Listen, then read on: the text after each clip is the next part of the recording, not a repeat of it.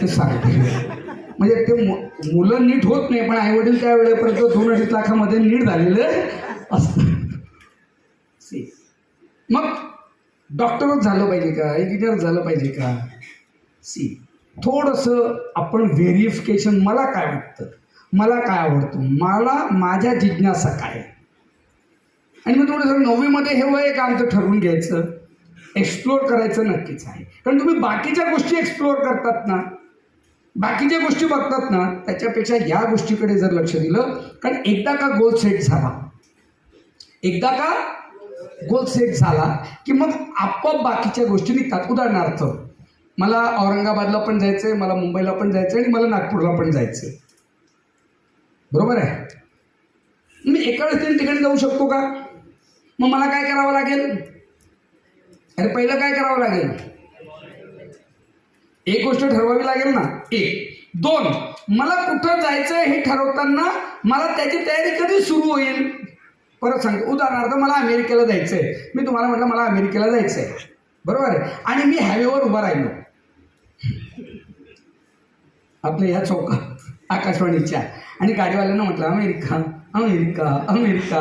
कोणीतरी येईल, गाडीत बसवेल आणि चांगल्या मानसोपचार तज्ञाकडे येईल, म्हणाले साहेब चौकात उभं राहून अमेरिकेला जायचं म्हणत होते.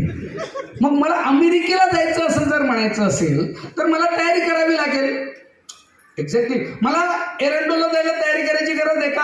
If I have a short M, माझा एम एरंडोल आहे, तर मला तयारी करायची गरज आहे का? नाही. खिशात 100 रुपये असले, रोडावर उभं राहिलं, कोणीतरी गाडीत बसवेल आणि सोडून येईल. पण मला अमेरिकेला जायचं असेल तर मला पहिल्या प्रश्नाचं उत्तर द्यावं लागेल, मला का जायचं आहे. काय उत्तर द्यावं लागेल? का जायचं.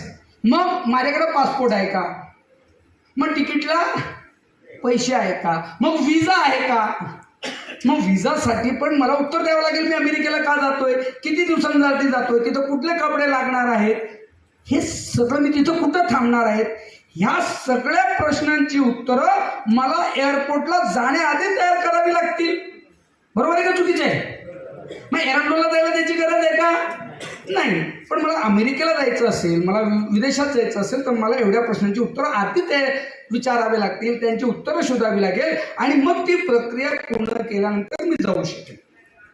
मग गोल जर मोठं असेल, ध्येय मोठं असेल, तर तुम्हाला आत्तापासून त्याचा विचार करायला सुरुवात केली पाहिजे.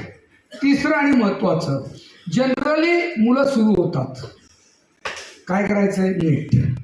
म्हणजे काय करायचंय? नीट करून काय? MBBS. कुठून सुरू होतो? नाही भेटलं तर रे BDS, नाही भेटलं तर BLS, नाही भेटलं तर BHS. म्हणजे याचं टार्गेट फिक्स आहे का? याचं ध्येय फिक्स आहे का? नाही. मग हे का झालं? कारण जेव्हा त्यानं MBBS सांगत होता तेव्हा त्याला किती, मग मी साधा प्रश्न विचारतो, ठीक आहे MBBS ना, मग मी हे नाही विचारत, नंतर मी काय विचारतो, तुझ्या मते MBBSला ॲडमिशन घेण्यासाठी किती टक्के पाहिजे, नीटला किती मार्क मिळायला पाहिजे, हे तरी माहिती आहे का तुला? हो माहिती आहे, 650च्या वर वगैरे वगैरे. ओके. मग हे मिळवण्यासाठी 9वीला तुला 52% आहेत, 8वीला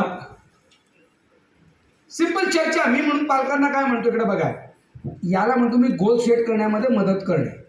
त्याला तिथं रागवत नाही, हा तुझे काय अवकात आहे का 8वीला 52% भेटतं आणि चाललाय, असं नाही. Let have a seat with him, have a discussion की ठीक आहे बेटा, तुला वाटतं ना, हरकत नाही, तू करू शकतोस.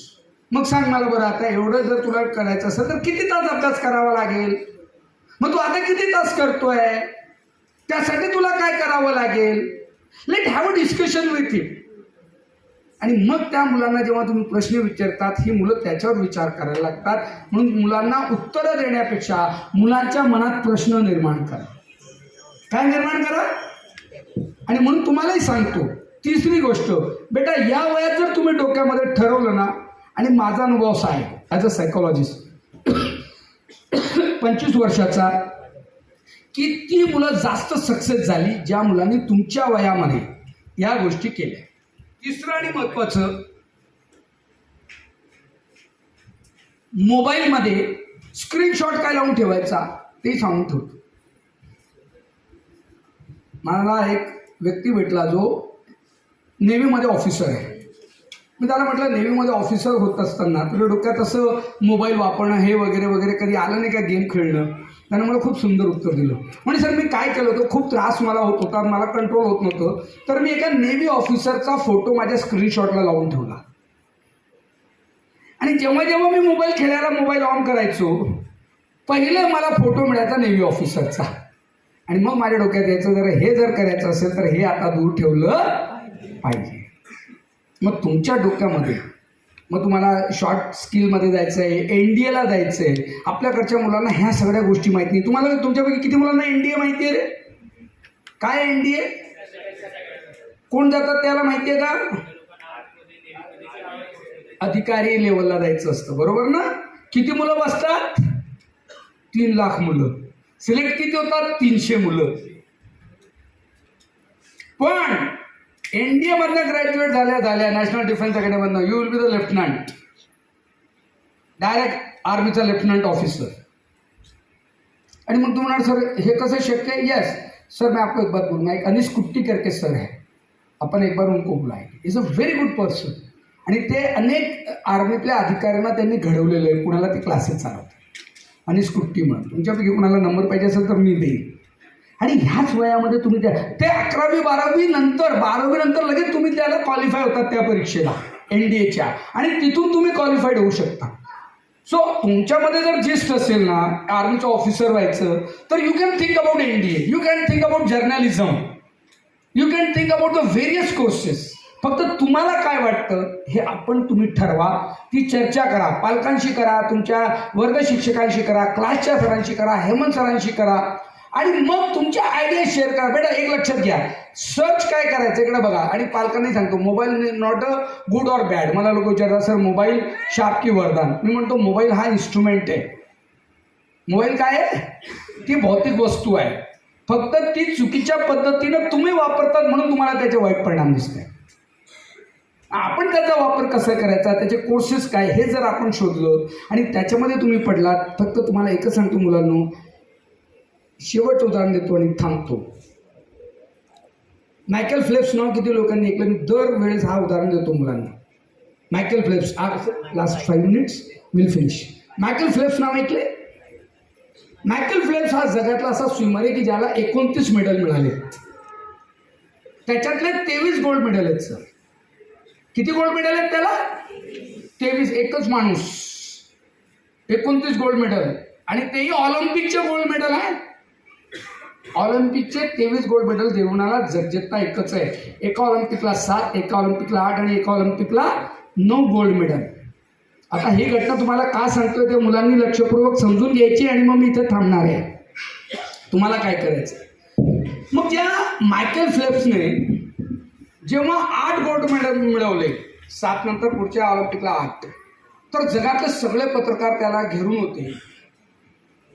आणि एका पत्रकाराने त्याला सांगितलं, it must be a lucky day of your life Michael. Michael, हा तुझ्या जीवनाचा भाग्याचा दिवस आहे. म्हणजे तो त्याला भाग्यवान म्हटला. मग आनंद झाला पाहिजे का राग आला पाहिजे? अरे तुम्ही बोर्डात पहिले आले आणि मी तुला येऊन भेटून सांगितलं अरे वा वा अभिनंदन, किती भाग्यवान आहे, 10वीला पहिला आला. तुला आनंद होईल का राग येईल? राग येईल. आनंद वाटेल ना. जसंच तो मायकेल फेल्प्सला म्हटला, it must be a lucky day of your life Michael. मायकेलनं पत्रकार परिषद थांबवली. त्याला राग आला. त्यानं त्या पत्रकाराला बोलवलं, म्हणला काम यार स्टार्टअप. तो घाबरला. तो म्हणाले मी काय बोललो बाबा? म्हणे repeat what you told me. मी एवढंच म्हटलं, it must be a lucky day of your life Michael. मायकेलला तुझा आजचा भाग्याचा दिवस आहे. आता त्यानं जे उत्तर दिलं, मी हे मुलींना देऊ इच्छितो 9वी 10वीच्या. अब बहुत ध्यान से सुनना मेरी बात. उसने जो जवाब दिया, बेटा ये साथ में ले जाना. काही नाही नेलं ना माझ्या भाषणाने, ही शिदोरी घेऊन जा.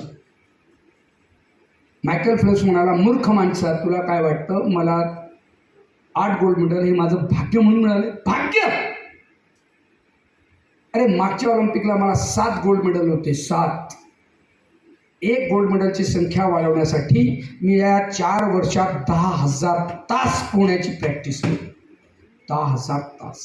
गणित चांगलं असेल तर वर्षाला 2,500 तास. आणि अजून गणित चांगलं असेल, every day 8 hours including Sundays. हा जगातला एकमेव खेळाडू आहे मायकल फेल्प्स. तुम्ही सर्च करू शकता यूट्यूबला. एकमेव असा खेळाडू, त्यानं 4 वर्षामध्ये 1 दिवस सुद्धा सुट्टी घेतली नाही.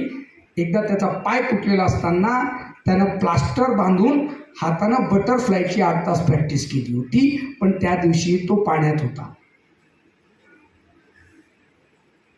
मतलब समझे आप, दुनिया में हर व्यक्ति कामयाब होना चाहता है, दुनिया में हर व्यक्ति कामयाब होना चाहता है दोस्तों, लेकिन कामयाबी की कीमत हर व्यक्ति अदा नहीं करता, इसलिए दुनिया का हर व्यक्ति कामयाब नहीं है. या जगातला प्रत्येक व्यक्तीला यशस्वी व्हावं वाटतं. तुम्हालाही वाटतं रे एवढे मार्क मिळाले पाहिजे, एवढे पर्सेंटेज मिळाले पाहिजे. तुम्हाला कधीतरी वडील रागवतात फक्त तेव्हाच वाटतं, तुम्हाला कधीतरी सर रागवतात तेव्हाच वाटतं. चुकतं इथेच. पण हे तुम्हाला वाटणं आणि त्याच्यासाठी मी काय किंमत मोजतोय, किती तास मी अभ्यास करतो, हा रोजचा तुमचा आकडा तुम्ही ठरवला पाहिजे. आणि हे मी भाषण म्हणून देत नाही. तुम्ही ठरवा ना की आज मी 2 तास अभ्यास केला पप्पा, नाही उद्या मी 2.5 तास केला पाहिजे, मी उद्या 3 तास केला पाहिजे. मग काय होतो परिणाम? परिणाम असा असतो की 21 वर्षाचा अन्सार शेख वडील रिक्षा चालवत असताना थेट पहिल्या अटेम्प्टमध्ये IAS होतो. पण हे IAS होताना शेवटच्या दिवशी त्यानं 18 तास अभ्यास केलेला असतो. किती तास? 18 तास अभ्यास केला. आणि म्हणून वडील रिक्षा चालवत असताना आणि त्यानं कलेक्टर झाल्यानंतर वडिलांना फोन केला, पप्पा मैं कलेक्टर हो गया. तो वडील म्हणाले, अरे वो हो गया होगा, ठीक है, अभी रिक्शा चला रहा हूँ, बाजू में रख के बात करता हूँ, थोड़ी देर से फोन करना. हे सत्य सांगते बेटा तुम्हाला. म्हणून माझी परिस्थिती काय आहे याच्यापेक्षा तुमचं टार्गेट, तुमचं त्यासाठी केलं जाणारं परिश्रम, आणि परिश्रम तुम्ही कसं करतात माहिती आहे का? एका दिवस मोटिवेट झालं का 10 तास अभ्यास, नाहीतर मग 4 तास, मग 2 तास, असं न करता रेग्युलरली जर तुम्ही ते स्ट्रगल केलं, त्या पद्धतीनं तुम्ही जर काम केलं तर एक दिवस नक्की त्या सक्सेसला तुम्ही पोहोचू शकतात. मला इथं बोलवलं, तुमच्याशी चर्चा करायची संधी दिली, यासाठी मी मनपूर्वक आभार मानतो. धन्यवाद. काही प्रश्न तुमचे असतील, 5 मिनिटं आहेत, so you can ask me. General question असतं तर विचारू शकता, काही हरकत नाही. मुलांविषयी काही प्रश्न असतील तुम्हाला ते विचारू शकता पॅरेंट्स. हां 5 मिनिटं. 5 मिनिटं वेळ आहे. माझं नाव पल्लवी देशमुख आहे. सर सर आज ॲज अ पॅरेंट म्हणून मी विचारतो सर तुम्हाला, आज मुलांमध्ये अभ्यास वगैरे तर म्हणजे आपण सांगून करत असतो, पण मी असं बघतो घरातले माझ्याकडे आज